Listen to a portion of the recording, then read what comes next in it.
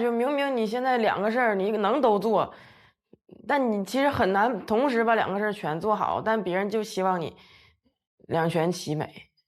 都是表现的比较自私，好多都是追求那些什么星儿啦什么的，好多东西我们真的对这些现象看不惯。在生活上依靠家长，啃老。你看，我觉得每一代人与每一代人之间就是有误解的啊，就是，那我觉得其实我们年轻时候也是那样子啊。对，我是觉得，我觉得是不变的东西。哎，他们年轻的时候可能也这个样子，他们年轻的时候心里更深，是不是啊？对，但是他们一旦上了年纪，就容易指责年轻人。你觉得这个问题出哪儿呢？我常常想说，这个问题是不是出在就是没有沟通，是不是？我就已经不追求让所有人都理解我，我自己觉得我是好的就可以了，我自己做的东西我自己认可就行了，我只能这样了。我和雪晴两个都是巨蟹座，你看我们两个走在一起就像两只螃蟹，可是我们两个都是壳很硬，内心很软。我原来呢，我报志愿的时候吧，想报中文系，我觉得我出来我以后就是个作家。小伙伴就劝我说，你就报新闻，一样的都是写字嘛。然后我上了1年，我就觉得好像我不太适合当记者，我老觉得问别人问题会给别人造成负担。万一就是他不想回答，对啊，或者是这个事儿他没有那么想讲了，我就觉得是不是我在利用别人的隐私在为自己谋名声这种感觉。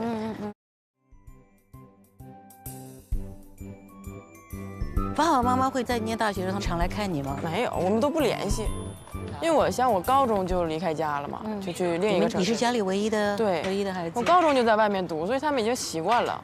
我爸我妈就是那种，孩子出去了他自己会长大。18岁之前都把自己照顾得很好，那18岁以后那就更放心了。所以你跟父母之间的聊天也不多啊？他们会问一下我身边的人啊。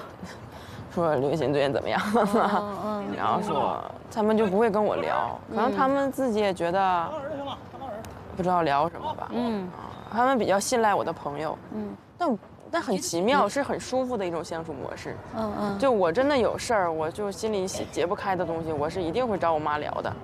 但是平常我们俩就默认说，你要是没事儿，我也没事儿，就大家就不要，咱俩就你各玩各的吧，各自过生活。对，就是有的时候没有消息，反而是好消息。对，他们什么都不管。我这志愿就是我同学给我报的，因为我从小受到的教育就是你要自己做决定，然后自己对自己负责。我们是没有办法给你收拾烂摊子的。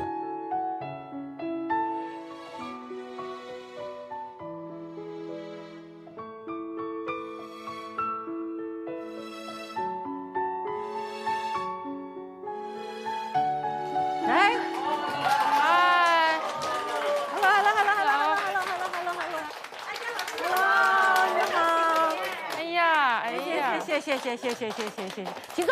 请坐吧，请坐。今天的这个念诵会比较特别一点啊。平常的念诵会呢，多数都是人生有点经历的人，然后念他们以前年轻时候写的东西。今天我们念诵的几位呢，本身就很年轻，你知道，那他们要念他们更年轻时候的文本呢，我就非常的好奇。我们有几个长辈在这里啊，我们作为聆听者，然后多了解一下年轻人想说什么，然后完了以后呢，我希望年轻人也听听我们想说什么。那我们第一个当然是是我了，是吗？那可不是雪晴，可不是你吗？行，一般的开场的任务都比较重。我来。好，你来啊。我今天念的这个是我写在2017年5月份的一首歌的歌词。这首歌的作曲是我大学非常非常好的朋友，他的名字叫石林。我来自铁岭，出生在一个非常非常小的小城镇里。然后这首歌表达的就是我们这些来到北京的人，跟我童年时的玩伴走上了完全不同的人生道路。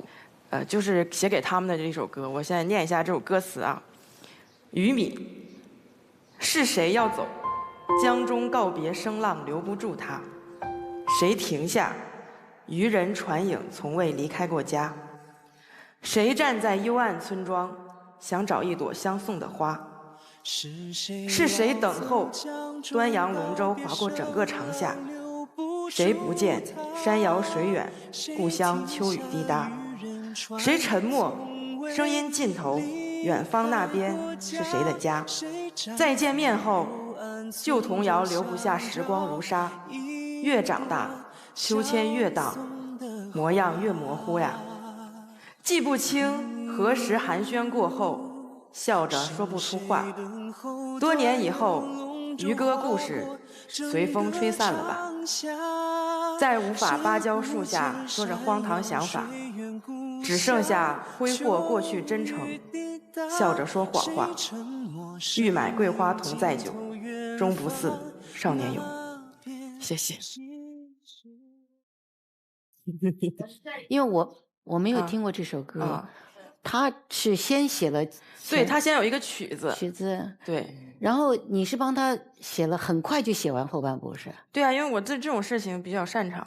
石林在哪儿呢？石林在北大读博士，还在读博士，对不对？按理说他应该可以来呀，他闲得很，我感觉。他很可惜他不能来，可是他们都有话要跟你说啊，真的是啊，来吧。Hello， 雪阳，我是石林。妈耶，他是画了眼影吗？关于我们一起创作的一首歌《鱼米》虽然这首歌在北大已经变成了有点像老鼠爱大米的一个存在了。我之前其实知道雪阳可能对歌词最满意的是那个。是谁要走江中告别声浪留不住他？谁停下渔人船影从未离开过家？我当时写这段呀，是我脑子里的影像，是我当时从铁岭离开去读高中的时候，然后我所有的朋友在我走那天都去送我，然后他们就是站在那儿，然后我就走了。然后当时哭得特别惨，所以我就写了，就是大家的告别声留不住他，他是一定要离开这里的。我始终觉得那些和我一起长大的留在那个小县城的朋友，可能是我一生最珍贵的朋友。特别感动的就是我一回到家之后，别人都会问：“哎，你在外面赚挺多钱吧？”但他们会说：“你在外面很辛苦吧？”然后我们比如说大家出去吃饭，我说我来请你们吃吧，我现在赚钱了。哎呀，你一个小姑娘在外面能赚几个钱嘛？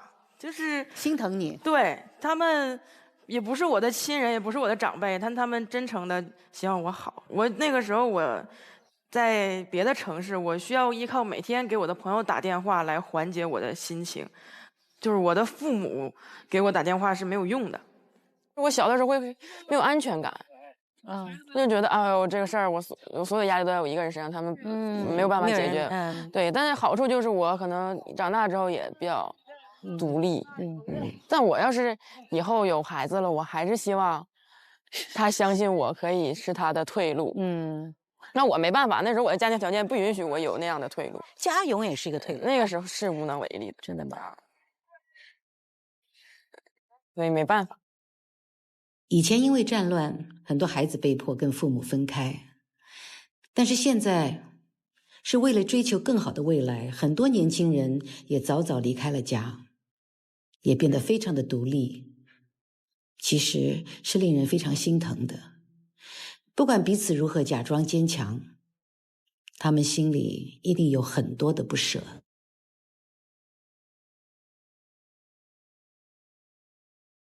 是不是这儿啊？应该啊，就这儿了。对，就这儿了。门儿就这儿呗。我觉得今天会好玩。今天所有的文本呢，其实都没有太久以前的。哎呀，这有一个妈妈写的，哎呦，爱人妈妈写的，祝贺你终于完成了应试教育。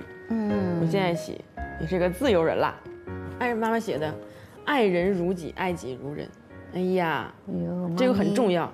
我觉得爱人如己和爱己如人，通常有人只能做到一条啊。我就没有办法爱己如人，但我可以爱人如己。对，我做不到，就是对我自己像对别人那么好。但你对自己蛮苛刻的是吧？对，我对别人就是很宽容，然后也很舍得为他们做些什么事情，然后对自己就不行。这个是这个电竞唱跳歌手。哇，每天写。哎呀，真能写呀！是，哎天哪， 12月18号第16天，一转眼离正式入营的日子已经越来越近了。困了，不想说了，晚安。这是我24岁所写的，然后那个时候我进入电影圈大概有6年了。大公司有大公司的体制，知道吧？就第一就是不让你谈恋爱的那个，所以我1年以后就跟他结约了。为了恋爱吗？不是，我觉得要自由嘛。现在还是很多的现象是这个样子。我说为什么在中国电影史上，几乎各个女明星都逃不出这个被安排好的命运？青春色相是最重要的条件，红的时候就要狠赚一笔钱。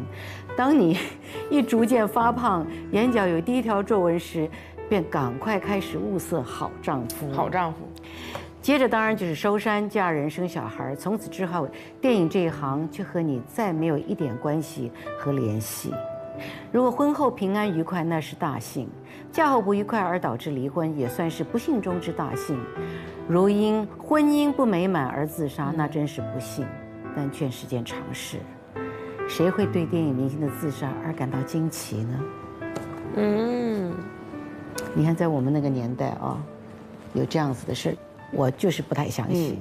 就算是结婚，我也觉得不需要放弃啊，就是呀，还可以继续做。而且现在很多女孩都不这样了，是不是？对，包括现在很多女艺人也是，非常的对，注重自己的对事业心很重，她无心恋爱。其实那也不叫事业心，我觉得那个是叫做你觉得自己做那件事情还没真正做完，还没真正做好。尤其我那时候就演戏，我看那个时候，我看我们的前一辈像萧芳芳啊，他们这样是最精彩的时候，怎么可以就这样就退休了呢？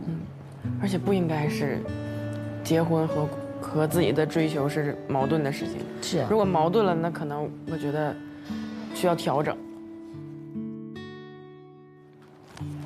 在青春的岔路口，你做过最对的选择是什么？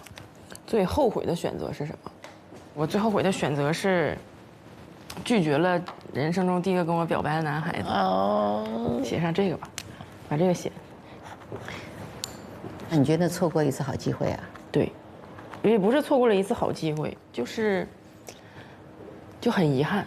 我并不一定说这个机会有多么好，我们俩一定能怎么样，但是感觉你看我反而是反过来，我是后悔太早结婚是吧？太早第一次的结婚，我未必会跟他结婚，但我不应该拒绝他啊，因为确实他很好，我也对他也还挺有好感，但是我当时为什么拒绝他呢？就可能觉得要乖。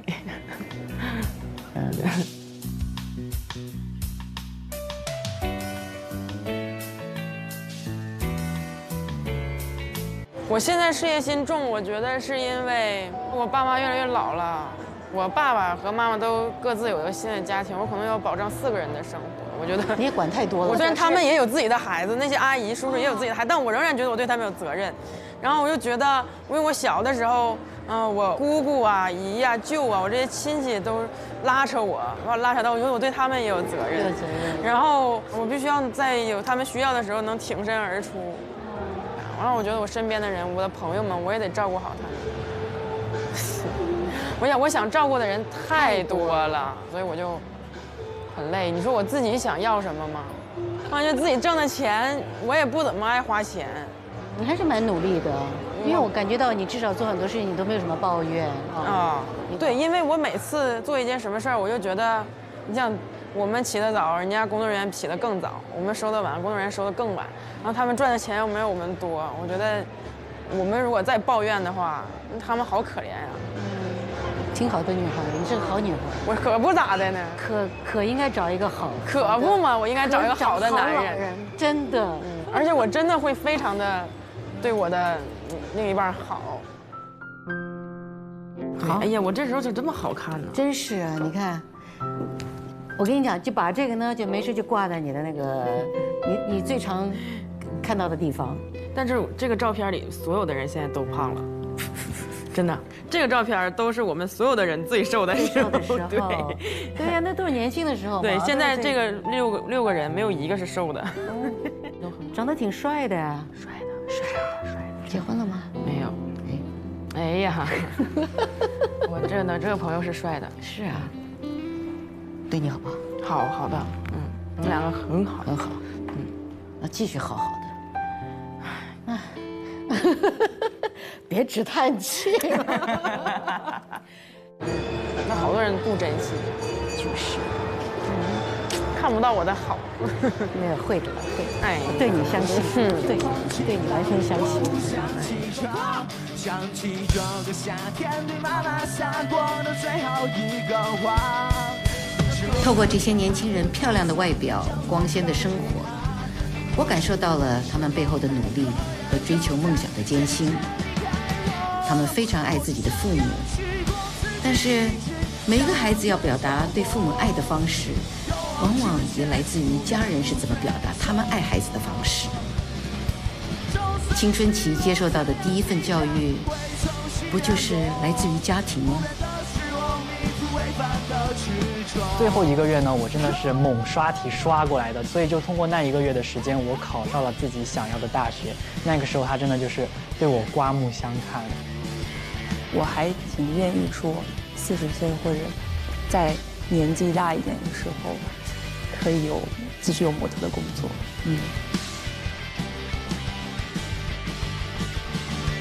下次请父母到北京来一趟，请他们看看我的演出。太重要，永远忘不了的是你们感情，你俩的微笑双手。害不害怕很多人把你当做是一个可以去追随的一个偶像？我怕，就是你们可以喜欢我，但是你不要学习我，因为我很怕我身上有一些做的事是错的，完人家学了，人家学错了怎么办呀？我觉得是你要追星，你就得从你追的这个人身上学点好的。真正的文化的这种继续延续，是不是就越来越都短暂，都很单薄了？我觉得不会，我觉得只要有人在做，坚持做长的、漫长的、需要耐心的事情，就一定会留下来。你这样讲，我就放心了。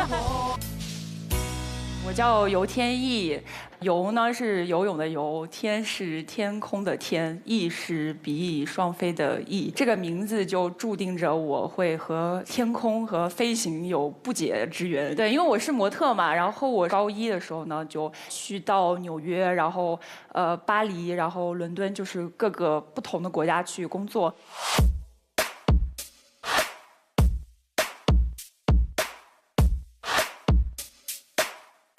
天意从15岁就开始他的模特生涯，10年后他已经成为了超模。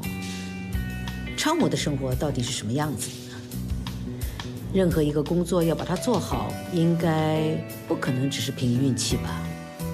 今天又是早起的一天，先泡个咖啡，尿尿清理一下，给它解决。我理了 ，boy，good boy。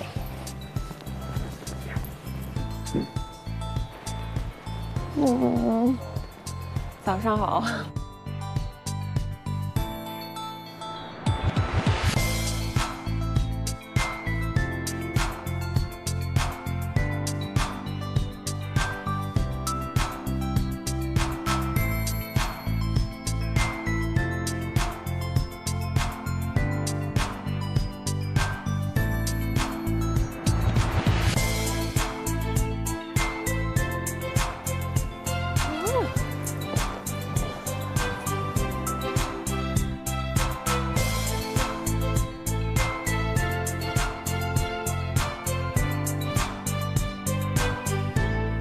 稍微先放松一下就可以了。好，OK，最后一个，我给停在这里。哎呦妈呀！呼吸推高一点，一边推高一边想着我们肚子要再放平。来，我为什么要提议来做运动？右边膝盖推到垫子的侧面，让我们右手往上指向天花板。我不要当模特，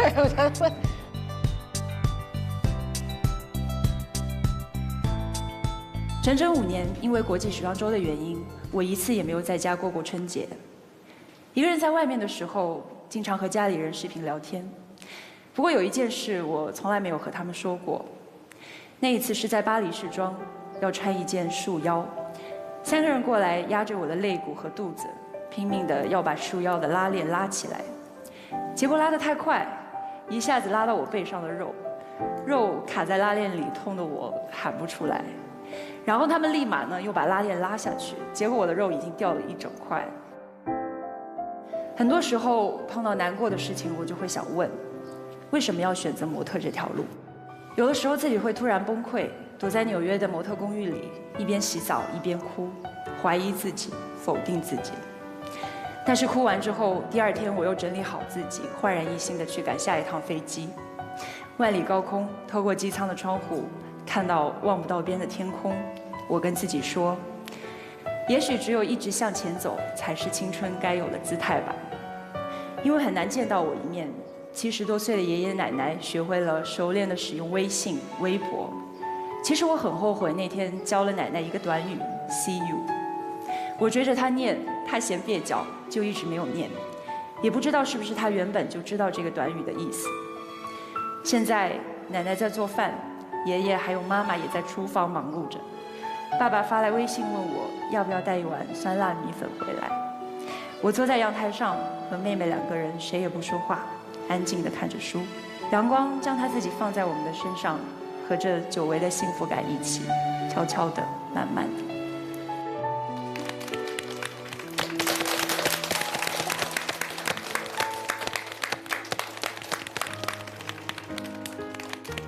我是觉得我自己就太幸运了，因为我从做模特就是被指引到这个，我妈妈她是帮我就是这么突然的报了名，然后突然的又很顺利很成功，然后突然的又走了这么多秀。走到你现在这个位置的时候，你会不会也面对了说，哇，其实现在已经太多更年轻的一辈出来了，这可能也是一种压力啊，焦虑啊，就是每天都是在焦虑，就是可能被人家选择，然后又有后面的人在追赶，前面的人也是很优秀的。因为其实我是小时候蛮自卑的，就初中、高中的时候，我这个身高在我们班上算是很突兀的一个存在。然后我每次拍那种毕业照，都是站在最中间当那个对称轴，所有的人就这样排下去排开的。我第一次知道是有人会因为身高而自卑的。那我们那些，在我们谁矮谁自卑？你们那是谁高谁自卑？我叫天意嘛，然后有一个手机的电信的品牌是189，所有的人都叫我189，我当时就背负了这个称呼还蛮久的。但是后来就是因为我妈帮我做这个选择，我从此以后就这个自信的感觉就是尝到了。我去了纽约之后，我是妈妈跟着我去的。语言沟通起来，包括一些人文的差异，就是还蛮受挫的。但因为妈妈就是一直陪着我，虽然她也帮不了你啥，但是你俩在一起有安全感。对对，会让你觉得那份安全感是一直都在的。妈妈有话要跟你说呀。你去纽约的时候还不到17岁，有一次你在纽约拍完片回公寓，刚好那几天你又感冒发烧了，路过一个学校。看到操场上嬉戏打闹的孩子，你发信息给我说：“妈妈，我好羡慕这些每天上学的孩子呀。”看到你信息的那一刻，我突然觉得亏欠你好多，心想，如果当时我没有帮你报那个名，那你现在不也是一个每天无忧无虑上学放学的孩子吗？我常常会问，就自己发问，就是说为什么你把我带到就是进入模特这个行业，然后也要给我一些，就是因为之前因为一些原因啊，然后丢了很多工作。别看我说是做模特啊干嘛，就走秀的时候是自信的那一个，但其实我不是很相信自己。亲爱的女儿，爸爸妈妈谢谢你这么多年跟我们一起分享了你成长的过程，让我们体验到了生命的美好。纪伯伦有一首诗中说，你的儿女其实并不是你的儿女，他们借助你来到这个世界，却非因你而来，因为他们的灵魂属于明天，属于你做梦也无法到达的明天。我们希望你永远健康快乐，青春永放异彩，明天充满无限可能。什么？哎，只有我知道这背后的秘密，我一看就知道是我爸给他写的。以前我会迷茫，以前我也会很迷失在前面和后面的这样子的一个互相追赶的这种境地，但是我现在可能状态是比我之前任何一个时期都好的一个状态，因为我相信我自己，我更内心更坚定，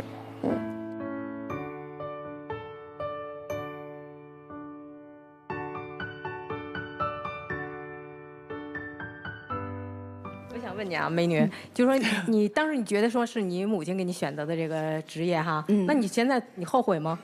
我不后悔，那就对了。对了，对，我妈好像也会这么说。你妈她是为了你好，就是我真的很感谢我爸妈，我是每天都跟他们在家里的微信群聊天的，我啥事儿都跟他们说，因为他们是最相信、最支持你的人。我好羡慕，因为我也有孩子，我也是一个女儿。当时我的想法，我的孩子，你不要离开我身边。就在我身边生长，我一天看着你，因为就我一个。说孩子出国留学，我说我不。但这种事情现在已经后悔也来不及了，就是舍不得。尤其是个女孩，你们当女孩，你们的爸爸都有这个体会。但这一点，我得向你们学习。谢谢。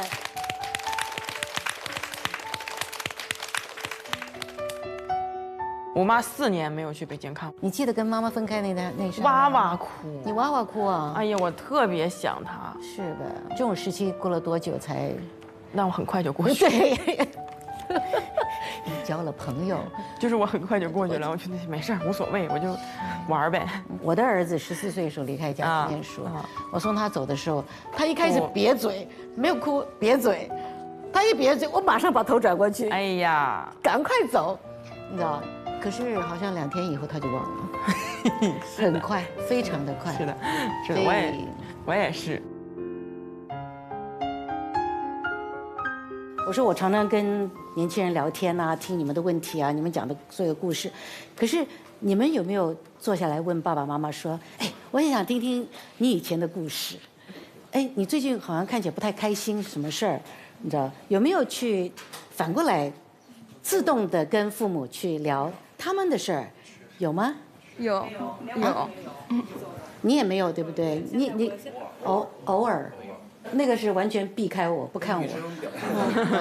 我以前也是一个就属于那种坏小孩的那种，在学校里边，然后也会，总打仗啊，然后不好好学习的这种。就是现在觉得父母年龄很大了，然后，跟父母在一起的机会也越来越少了。就我爸爸身体还是不太好，然后会有一些风湿啊那种病什么的。在赚点零花钱的时候，就会买一些膏药，或者是给我妈买的化妆品啊，然后给我姐买的那种就是像笔记本一样的一个挺高级的一个东西，反正挺贵的。那他们开心吧？特别开心，就是说那个啊，你终于长大了，不像以前了，怎么样，就是还是很欣慰的。好，谢谢你。我好像除了能在我闲下来的时间给父母打电话以外，我并没有做到其他的。对，陪伴他们的时间。对，就会很后悔。我记忆最深刻的一次是我一回家，我妈给我做了一碗面，做好之后我和我爸在餐桌上吃，我妈在厨房忙活。我一般都是低着头吃饭。可那天我瞟了一眼我爸的这个鬓边有一点白。那个时候我爸才40多岁，就觉得，就是感觉自己确实在成长，但是自己成长的路上却缺少了一个最重要的人在你身边，并不是去责怪他，而是在责怪自己。我没有去陪伴我的父母。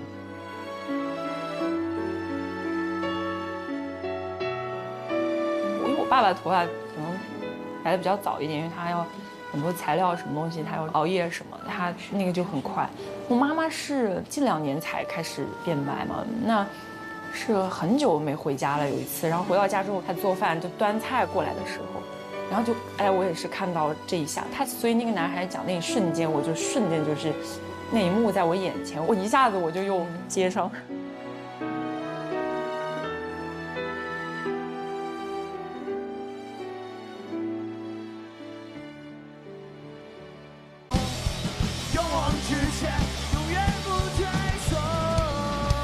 其青春对于我们这一批同龄人来讲，我觉得可以有一个关键词，就是多元化。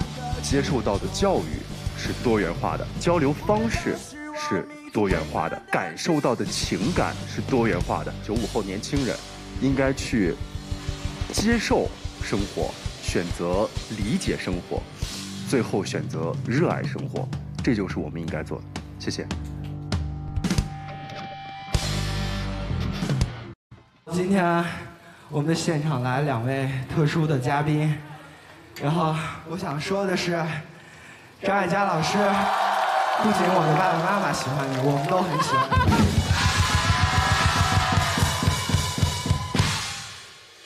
李雪琴姐说的是，真的非常漂亮。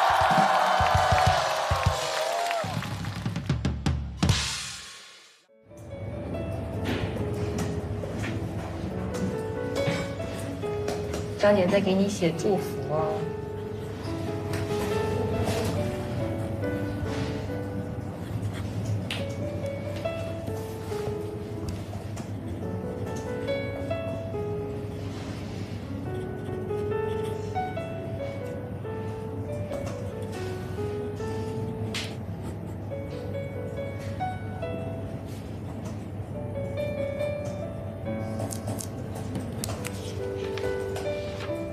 祝雪晴生日快乐！她7月1号生日，所以在这里画了她一幅她的画，因为上次忘记了她照相。